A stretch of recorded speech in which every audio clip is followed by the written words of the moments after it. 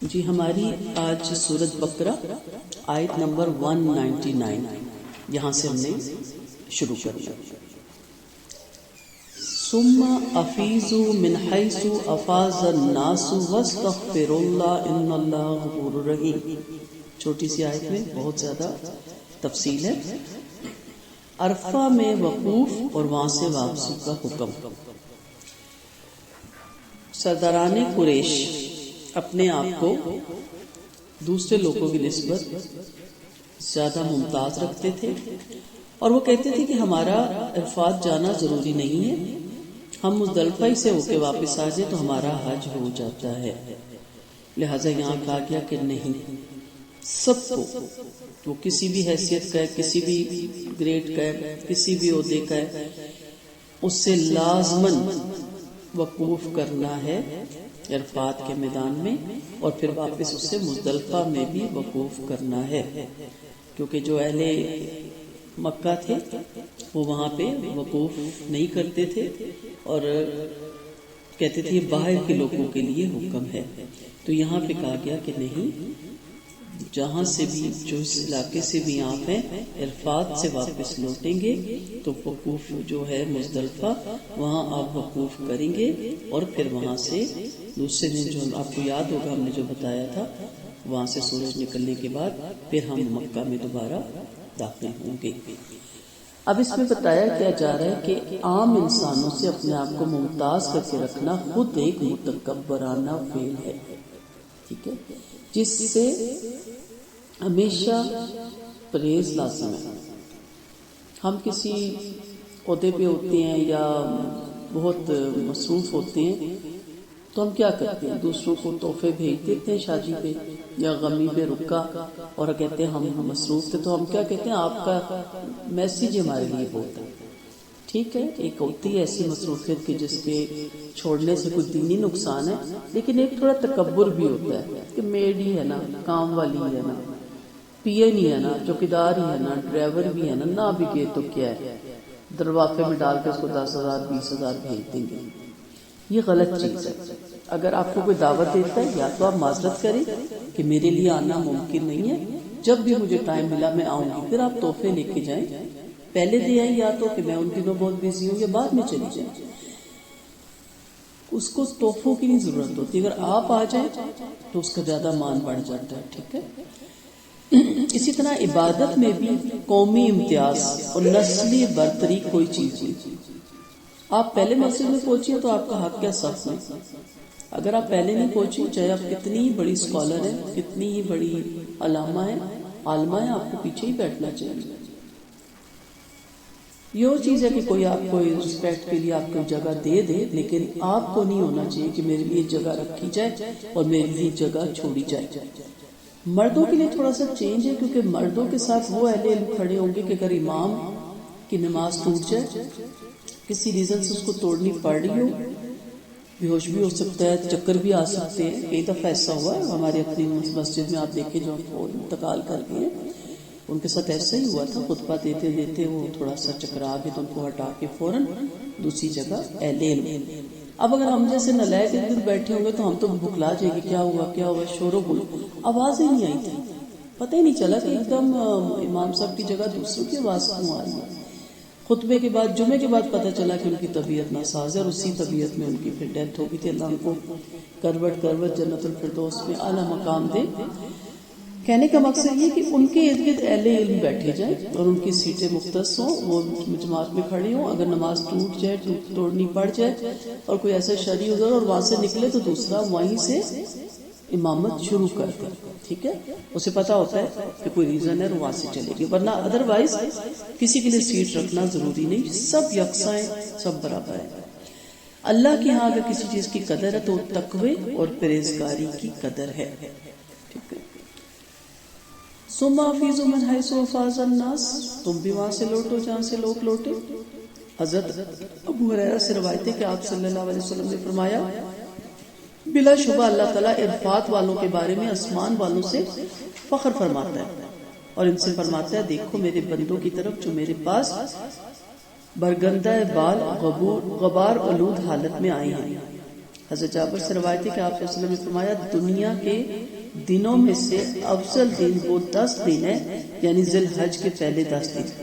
پوچھا گیا اللہ کے راستے میں ان کی کوئی مثال ہے؟ فرمایا انہیں ان کی کوئی مثال نہیں، مگر ان کی مثال اس آدمی کی طرح جس کا چہرہ اللہ کی راہ میں خاک آلودہ ہو اور اللہ کے نزدیک عرفہ کے دن سے کوئی افضل دن نہیں، یعنی جہاد بھی نہیں، اللہ کے اس جہاد میں انسان شہید ہی ہو جائے۔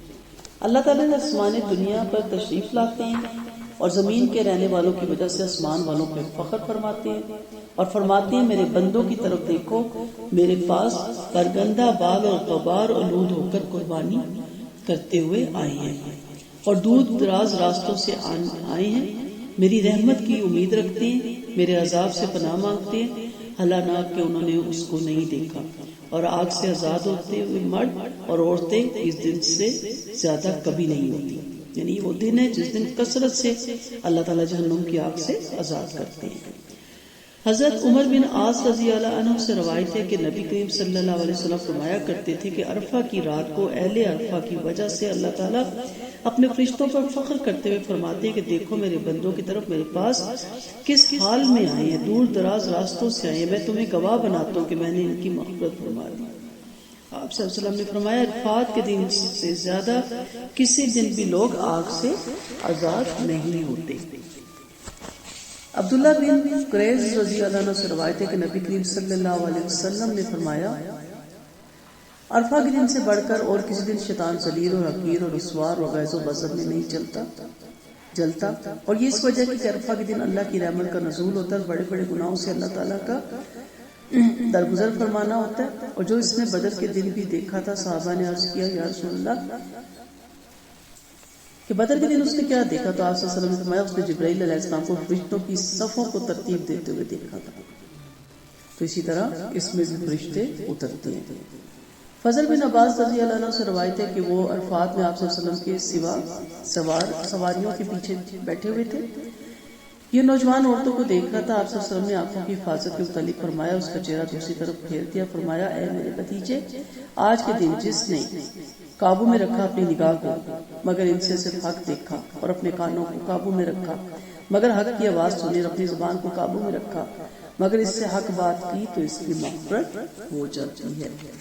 ٹھیک ہے، تو یہ ساری چیزیں بتانے کا مقصد کیا ہے کہ بہت زیادہ فضیلت ہے عرفہ کے دن کی، عرفات کے میدان کی۔ ذرا ان کو جگا دیجیے، خراٹوں کی آوازیں ساری ریکارڈ ہو رہی ہیں۔ نہیں یہ آنٹی ہماری سوئی نہیں تھی۔ اچھا ٹھیک ہے، حیثو افاض الناس۔ اب جب آپ لوٹیں تو وہاں کیا کرنا ہے؟ مزدلفہ میں فاستغفر اللہ، اللہ کی بخشش مانگنی ہے۔ استغفار کا حکم یاد دیا جائے، ارشاد باری تعالیٰ ہے واستغفر اللہ ان اللہ غفور رحیم، اور اللہ سے بخشش مانگو، بے شک اللہ بہت بخشنے والا اور نہایت رحم کرنے والا ہے۔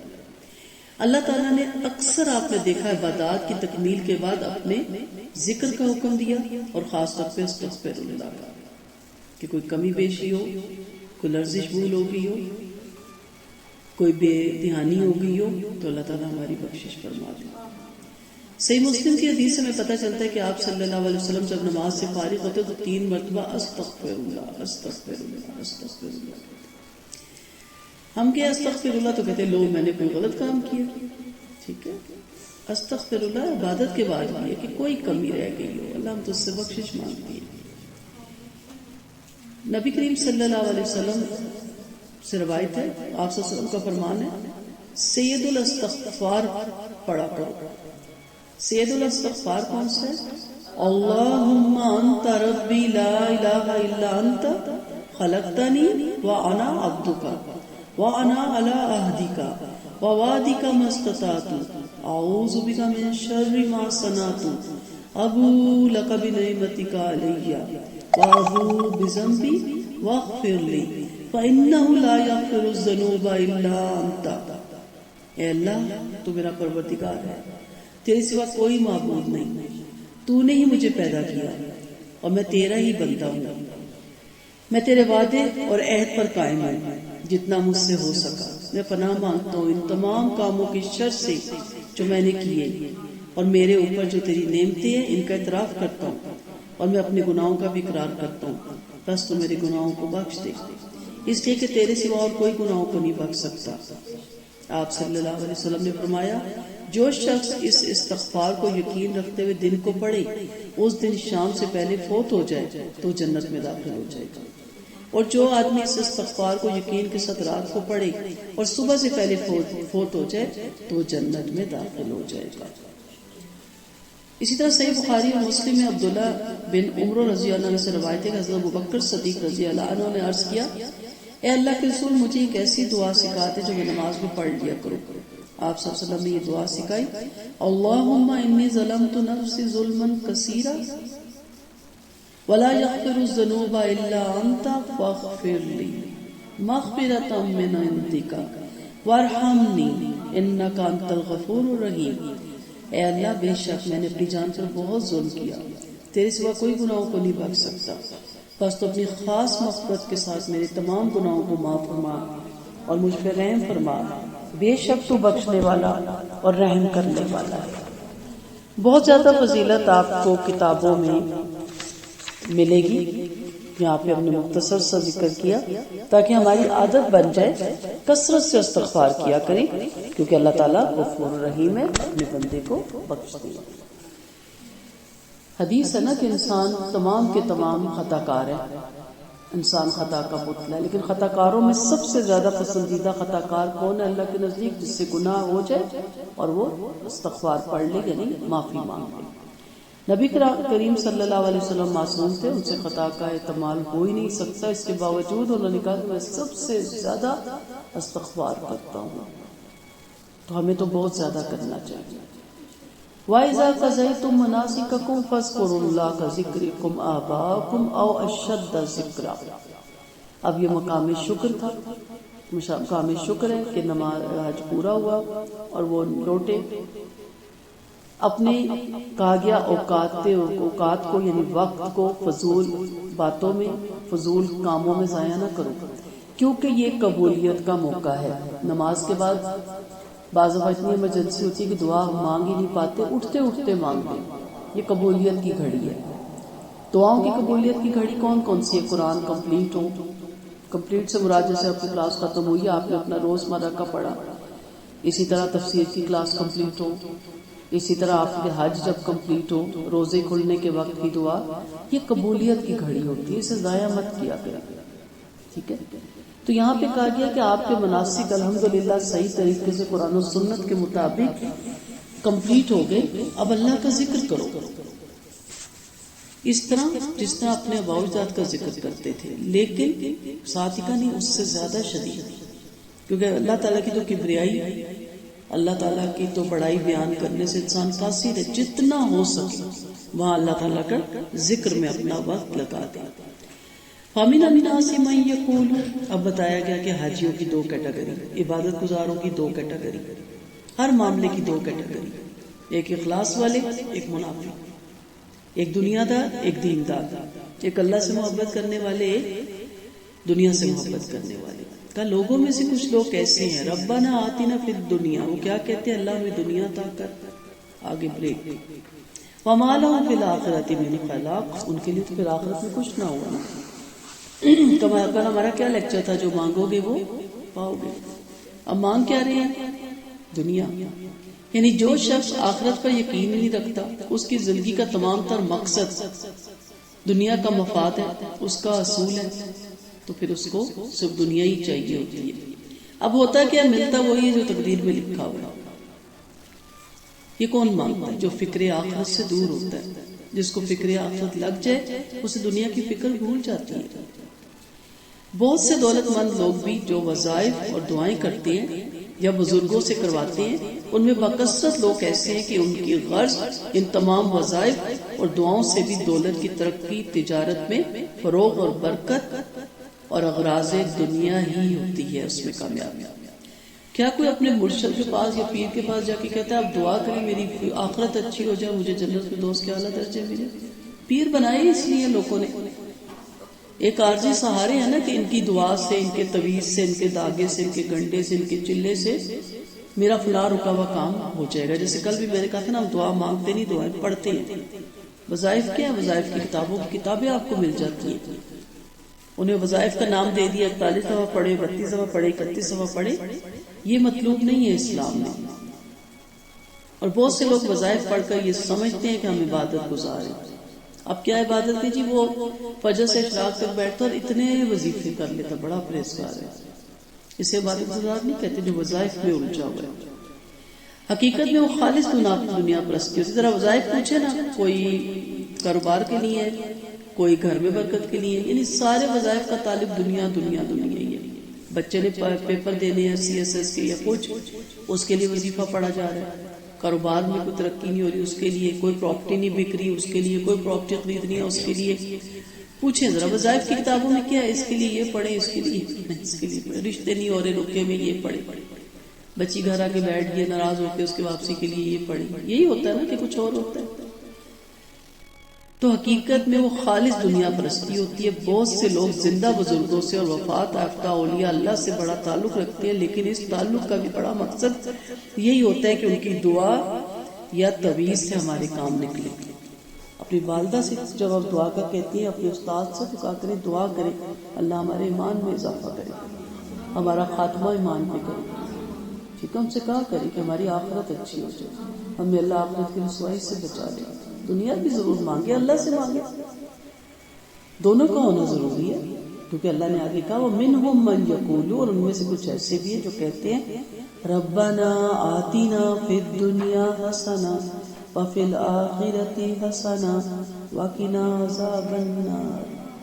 اے ہمارے رب ہمیں دنیا عطا کر، اس کی تمام بھلائیاں، اور آخرت کی بھی تمام بھلائیاں، اور ہمیں آگ کے عذاب سے بچا. بڑی خوبصورت دعا ہے. اللہ تعالیٰ نے اس شخص کی تعریف فرمائی جو اس سے دنیا اور آخرت کی بہتری اور بھلائی کا سوال کرتا ہے. دنیا اور آخرت، ٹھیک ہے. اس لیے یہاں یہ ذکر ہوا، اور ان دعاؤں کا، اس دعا کو اللہ تعالیٰ نے کوٹ کیا. اس دعا نے دنیا کی ہر خیر اور بھلائی کو جمع کر دیا اور ہر خرابی اور برائی کو دور کر دیا. کیونکہ پھر دنیا حسنہ جامع الفاظوں میں مل گئی، جس میں صحت، عافیت، وسیع و کشادہ رہائش، خوبصورت زوج یا ازواج یعنی کپل کہہ لیں، بیوی کے لیے شوہر، شوہر کے لیے بیوی، وسیع رزق، علم نافع، عمل صالح، عمدہ سواری اور اچھی تعریف وغیرہ سب اس میں شامل ہیں، اور اس میں کسی کا کوئی تضاد بھی نہیں ہے. جہاں تک آخرت کی بہتری اور بھلائی کا تعلق ہے تو اس کی سب سے اعلیٰ صورت تو جنت میں داخل ہونا اور اس سے متعلق دیگر امور ہے. یعنی میدان حشر میں بڑے بھاری خوف سے نجات، حساب میں آسانی، اور اسی طرح کے آخرت کے دیگر جو معاملات ہمیں پیش آئیں گے ان میں ہمارے لیے اللہ تعالیٰ آسانی کرنا. اور پھر جہنم سے نجات کا تعلق الگ کہہ دیا اور ہمیں عذاب سے بھی بچانا، کیونکہ کچھ گناہوں کی سزا کی پاداش میں کچھ عرصے کے لیے جہنم میں پھینکا جائے گا، اور اس کے بعد النبی کی شفاعت یا ایمان کی بڑھوتری کی وجہ سے ان کو نکالا جائے گا. لیکن ہمیں دعا کرنی چاہیے کہ ہمیں آگ کے عذاب اس کی آوازوں سے بھی دور رکھے اللہ تعالیٰ. تو اس کا تقاضا ہے کہ دنیا میں اس کے اسباب مہیا کیے جائیں، اور وہ اس طرح کے نہ صرف محرمات اور گناہوں سے اجتناب کیا جائے بلکہ شبہات کو بھی ترک کر دیا جائے. قاسم بن عبد الرحمن، جن کی کنیت ابو عبد الرحمن ہے، انہوں نے کہا کہ جسے شکر کرنے والا دل، ذکر کرنے والی زبان اور صبر کرنے والا جسم مل گیا تو اسے دنیا اور آخرت کی بہتری اور بھلائی مل گئی اور جہنم کے عذاب سے بھی بچا لیا گیا. یہ دعا رکن یمانی سے حجر اسود کے درمیان پڑھی جاتی ہے. آپ راؤنڈ کریں گے طواف کا، انشاءاللہ اللہ آپ سب کو لے کے جائے جہاں تک ہماری آواز جا رہی ہے، اور ہمیں بھی اللہ تعالیٰ بار بار بلائے. تو رکن یمانی کے پاس جب حاجی پہنچتا ہے تو اس کارنر سے لے کے حجر اسود کے کارنر تک حضرت جبرائیل علیہ السلام نے آپ صلی اللہ علیہ وسلم کو ربنا آتنا فی الدنیا حسنہ وفی الآخرۃ حسنہ وقنا عذاب النار سکھائی. بہت بہترین اور جامعہ دعا ہے. اکثر لوگ کہتے ہیں کیا ذکر اذکار کریں، کثرت سے یہ دعا سارے دن میں پڑھا کریں. اس دعا کی جامعیت کی وجہ سے سنت میں اس کی ترغیب آتی ہے. امام بخاری نے حضرت انس بن مالک سے روایت کیا کہ آپ صلی اللہ علیہ وسلم یہ دعا پڑھا کرتے تھے اے اللہ ہمارے پروردگار ہمیں دنیا میں بھی خیر و بھلائی عطا فرما اور آخرت میں بھی خیر و بھلائی نصیب کر اور ہمیں آگ کے عذاب سے بچا۔ امام احمد رحمۃ اللہ علیہ نے حضرت انس سے روایت کیا کہ آپ صلی اللہ علیہ وسلم نے ایک مسلمان کی عیادت فرمائی جو پرندے کے ننھے بچے کی طرح ہڈیوں کا ڈھانچہ بن گیا تھا بیماری کے سبب۔ آپ صلی اللہ علیہ وسلم نے پوچھا کیا تو اللہ تعالیٰ سے کوئی دعا یا سوال کرتا ہے؟ اس نے جواب دیا ہاں میں یہ دعا کیا کرتا ہوں، اے اللہ تو نے مجھے جو آخرت میں سزا دینی ہے وہ دنیا میں دے دے۔ یہ سن کر آپ صلی اللہ علیہ وسلم نے فرمایا سبحان اللہ، تمہیں اس کی طاقت اور استطاعت کہاں؟ تم نے یہ دعا کیوں نہ مانگی؟ اللہم آتنا فی الدنیا حسنہ وفی الآخرۃ حسنہ وقنا عذاب النار۔ اے اللہ ہمیں دنیا میں بھلائی عطا فرما اور آخرت میں بھی بھلائی عطا فرما اور ہمیں آگ کے عذاب سے محفوظ رکھ۔ اس نے یہ دعا کی تو اللہ تعالیٰ نے اسے شفا عطا فرما دی۔ یہ اس حدیث کو سیاست کی تمام کتابوں میں روایت کیا گیا ہے۔ تو یہاں رک کے میں نے اس لیے تھوڑا سا آپ کو دعا کے بارے میں بتایا کہ یہ بہت امپورٹنٹ دعا ہے، لیکن دعا کا مفہوم آپ کو پتا ہو اور جب آپ کو اس کا بیک گراؤنڈ پتا ہوتا ہے تو پھر آپ زیادہ محبت سے اور توجہ سے اس کو مانگتے ہیں۔ الغرض یہ دعا ایک ایسی جامعہ ہے کہ اس میں انسان کے تمام دنیاوی اور دینی مقاصد آ جاتے ہیں۔ دنیا اور آخرت دونوں جہان میں راحت اور سکون میسر آتا ہے۔ آخر میں خاص طور پر جہنم کی آگ سے پناہ کا بھی اس میں ذکر ہے۔ یہی وجہ ہے کہ آپ صلی اللہ علیہ وسلم کثرت سے یہ دعا مانگا کرتے تھے۔ اب اس میں سے مسئلہ دیکھیں کہ اس آیت میں ان جاہل درویشوں کی بھی اصلاح کی گئی جو صرف آخرت ہی کی دعا مانگنے کو عبادت سمجھتے اور کہتے ہیں ہمیں دنیا کی کوئی پرواہ نہیں، کیونکہ در حقیقت یہ ان کا دعویٰ غلط اور خیالی ہے۔ انسان اپنے وجود اور بقا اور عبادت اور اطاعت سب میں دنیاوی ضروریات کا محتاج ہے۔ یہ نہ ہو تو دین کا بھی کوئی کام کرنا مشکل بلکہ ناممکن ہو جاتا ہے۔ اسی لیے آپ صلی اللہ علیہ وسلم کو کمزور مومن کی بنسبت قوی مومن زیادہ پسند ہے۔ اس لیے جب اللہ سے محبت ہوتی ہے اور جنت کے اصول کا شوق پیدا ہوتا ہے تو سب سے زیادہ انسان پھر اپنی صحت کا خیال رکھتا ہے، کیونکہ نمازیں ڈیمیج ہو جاتی ہیں، ان کے اوقات نکل جاتے ہیں، نمازیں ملانی پڑ جاتی ہیں یا قصر کرنی پڑ جاتی ہے، وہ لذت نہیں رہتی بیماری میں جو انسان طاقت اور صحت کے ساتھ پڑتا ہے۔ پھر قرآن زیادہ سیکھنے کا دل چاہتا ہے،